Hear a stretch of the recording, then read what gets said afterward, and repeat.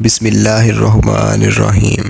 السلام علیکم عزیز دوستو ایک بار غزوہ خیبر کے موقع پر ایک شخص جو کہ یہودیوں کی بکریاں چرایا کرتا تھا آیا، اور جب اس نے دیکھا کہ مسلمانوں کا لشکر خیبر کے باہر پڑاؤ ڈالے ہوئے ہے تو اس کے ذہن میں خیال آیا کہ میں جاؤں اور ان سے پوچھوں کہ یہ کس چیز کی دعوت دے رہے ہیں، یہ کیا کر رہے ہیں۔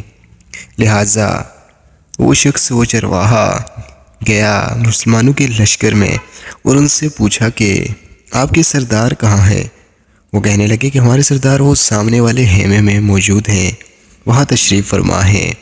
چرواہا تو پہلے یقین نہیں کر پایا کیونکہ خیمہ معمولی سے کھجور کے پتوں سے بنا ہوا تھا، اور وہ یہ سوچ رہا تھا کہ اتنا بڑا سردار اس معمولی سے خیمے میں کیسے ہو سکتا ہے۔ وہ سوچ رہا تھا کہ سردار تو بڑے ٹھاٹ باٹ کے ساتھ ہوتے ہیں۔ لہٰذا وہ اس خیمے میں داخل ہوا اور دیکھتا ہے کہ آپ صلی اللہ علیہ وآلہ وسلم تشریف فرما ہیں۔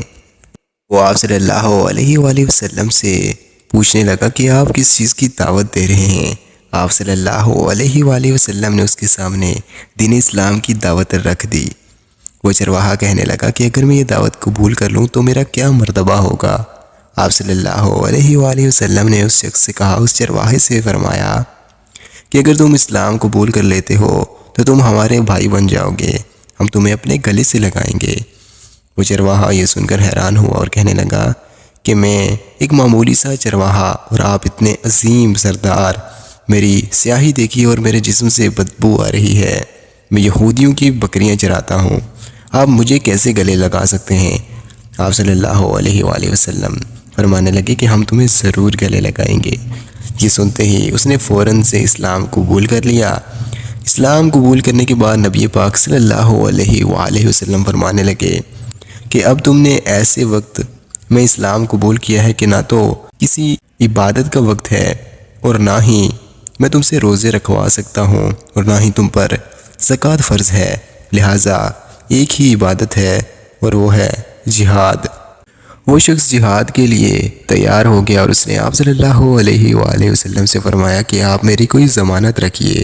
آپ صلی اللہ علیہ وآلہ وسلم نے فرمایا کہ میں تمہاری ضمانت رکھتا ہوں کہ اگر تم شہید ہو گئے تو اللہ تعالیٰ تمہیں جنت میں اعلیٰ سے اعلیٰ مقام عطا فرمائیں گے، تمہاری سیاہی کو سفیدی میں بدل دیا جائے گا اور تمہاری بدبو کو خوشبو میں بدل دیا جائے گا۔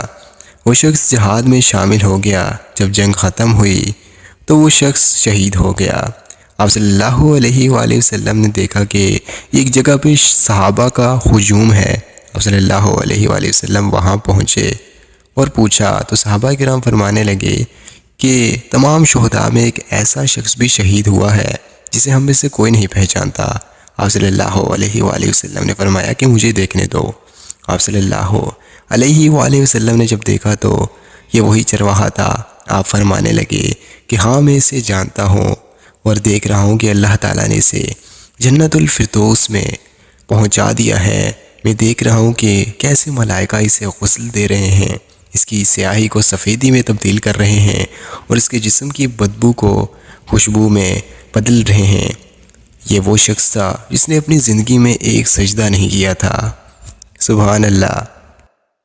دوستو امید کرتے ہیں آپ کو ہمارا یہ واقعہ پسند آیا ہوگا، اور اگر پسند آیا ہے تو ہمارے چینل کو لازمی سے سبسکرائب کر لیجئے گا اور اس واقعے کو آگے اپنے دوست احباب کے ساتھ شیئر کر لیجئے گا۔